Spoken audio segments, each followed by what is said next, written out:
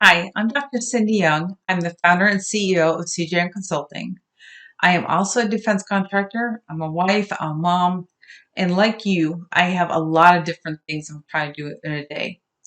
So, being an entrepreneur is pretty exciting. It's rather new, and I started it in February of this year, right before COVID started. So, that's one of my challenges I'm facing, and I'm going to talk to you a lot more about my entrepreneurship, my goals in life, and as well as the experience that I bring to the table as a woman in this world. I'm glad to have you along on this discussion, and I hope you get a lot out of it.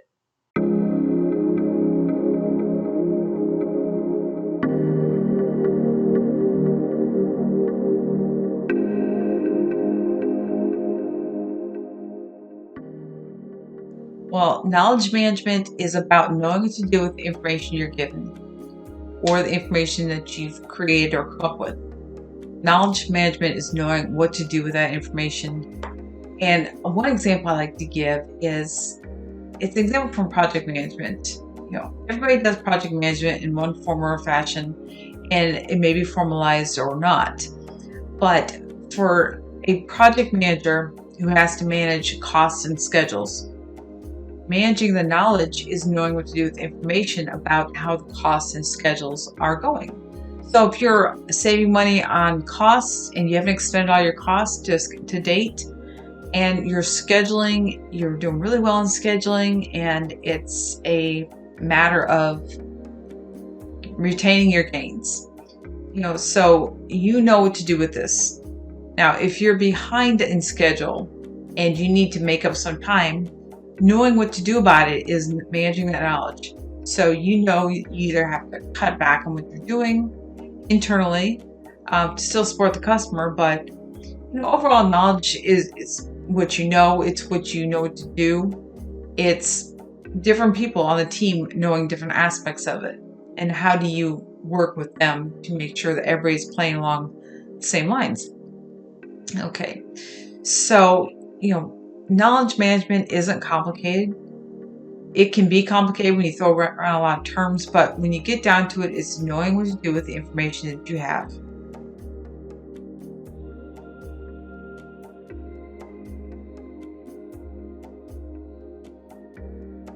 Well, that's not exactly how it went. One of the things I didn't talk about in my introduction was that I was in the Navy for 23 years, active duty. I started off as enlisted, and then I became a naval officer after 8.5 years enlisted. And I did 23 years before I decided to retire because I wanted some semblance of a normal life. I wanted to be able to come home every night and have a family, that I could spend time with. So I decided to retire. So when I retired, I didn't go straight into knowledge management. I went and I got my first job as a defense contractor. I worked my way up in that company. And one of my jobs before I became a division manager in that company was I was a knowledge manager. So at this point in time, I never knew that there was a formal knowledge management job to be had, because in the military, we didn't necessarily call ourselves knowledge managers. Now, it's not that it didn't happen, it's just that I hadn't heard of it. So as I'm going in my career, I move on to another company about August of 2019, and I'm in a terrific company, got a great job, but I've really always wanted to have my own company, to do my own thing, to work with customers of my choosing, and have goals. So I chose to become an entrepreneur. Now, what I also said in my introduction is that I'm also still a full-time employee. So this recording you're seeing, I'm doing this on a weekend because that's when it needs to be done. I cannot do it during the weekday when I'm working. And it's been a great time. I've really enjoyed, starting my business. And I hope to eventually do this full time and be able to dedicate all my time to making knowledge management better in people's lives, in people's organizations.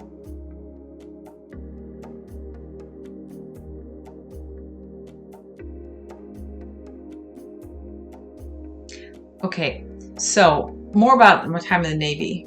My experiences in the military absolutely influenced my role as a knowledge manager. Absolutely. And it's because we used lessons learned, we used after action reviews, we had briefs, we discussed things with people, we had brainstorming. All of this led into my experiences in knowledge management before I knew knowledge management was an area to be an expert in or to work in. So it absolutely formed my usage of sharing knowledge. And one thing I learned in the military that I like to carry with me now is that everything we do in the military was a team effort. There was a lot of work to be done, and you had to do it 24 hours a day. So not everybody can be up at the same time, and you have to learn how to share knowledge. You have to learn how to transfer it. You have to know how to use it, how to create it, how to gather it. So yes, my time in the military absolutely influenced how I view knowledge management. And that's why I really view it truly as a human mindset of knowledge management.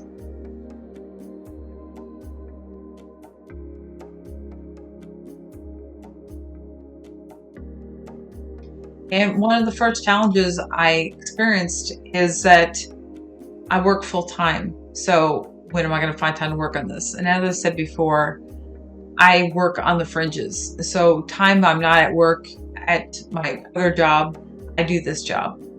And like I said, this is a weekend, and it's a lot of fun. I really do enjoy it. I'm learning a lot of different things I can use to market my company, to get people interested. I'm doing videos. I do weekly videos on Wednesdays. I post them on LinkedIn. I'm starting to increase my social media awareness on Twitter and Instagram. I have a Facebook business page. In addition to my LinkedIn personal page, I have a LinkedIn business page. I'm close to 600 followers on there. And I'm also building curriculum for that in addition to the other offerings I have of consulting, workshops, speaking engagements. So those are the challenges I'm facing. My biggest challenge right now, quite honestly, is getting established as a woman-owned small business, because I cannot get established as a woman-owned small business in the U.S. unless I'm working full-time in this position during normal working hours. Well, as a full-time contractor, I don't have time to do this during regular business hours. So unless there's something out there that I'm missing, it's going to be a while before I can declare myself a woman-owned small business. But being a woman-owned small business is not going to keep me from doing the job. It's just going to make it a little more challenging.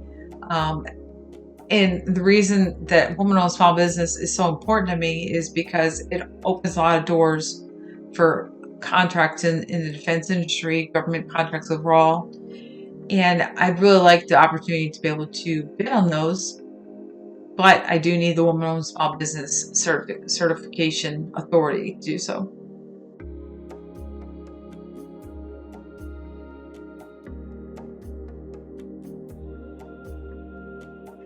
And I don't really know if they feel more pressure. I don't feel more pressure to prove myself as compared to males. I just feel pressure to prove myself to my prospective customers that I am going to be a good person to have on their side, to work with them and to support them. So if you feel more pressure, between males and females, that's absolutely relevant and absolutely a possibility. But right now, I personally don't feel that pressure. And, I really hope that if that is the case, that's a challenge that I've already overcome, that maybe I just didn't realize.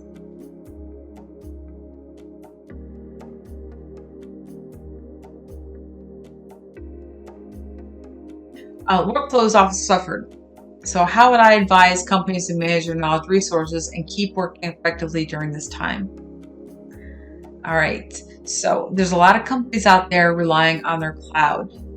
And a cloud is a terrific place to put information.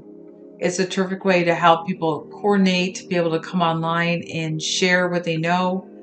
You can have conference calls, you can have your Zoom calls, you can have everything online. Well, don't forget that, your online is only as good as your security, as your VPNs, your virtual networks. But, it's really the people. The people, quite honestly, are the ones driving the effort to get the information to that cloud. So when you're looking at workflow, you got to acknowledge that these people are working from homes. So there's other things happening. You have children, you have pets, you have family members you're taking care of, and you have basics of life. It's not the same thing as being able to go in and get 8 hours worth of work done or how many hours of work you do during the day. It's a matter of knowing who you can count on. So in workflows, you need to, be careful. Be careful about how you treat your people. Be careful about, your expectations. You can't expect somebody to give you 8 hours of dedicated time each day when they're at home. Home was never meant to be the place that you work. It really wasn't. There's reasons why we have office spaces and why we have dedicated areas to do our work. It's because it allows peace and quiet. It allows ability to coordinate, to brainstorm, to get in the same room. So when you look at workflows, take into account that everybody's life has changed. Everybody's going to be different. If you try to bring families, especially dual working families where you have the mom and dad or the man and the woman working, or whatever, there's going to be times where you're going to have to think, who's going to take priority? You have to be quiet in the house. Can you do things in the house like run a mixer, say? And so there's a lot of things you have to look at, and the challenges in raising a family during this and trying to work at the same time, that is going to hit your organization hard. So come in with a little empathy, some second and third order operations for planning. Give your people the grace to make mistakes, and also give yourself time to relax. There's nothing that has to happen today that we can't do a different hour of the day or maybe the next day.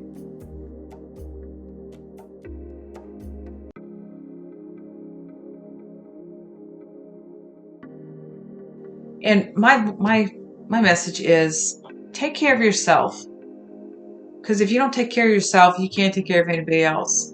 This means if you have to take time out to take a quick nap, or if you want to do more work, building your business, if you want to read something, really take time for yourself.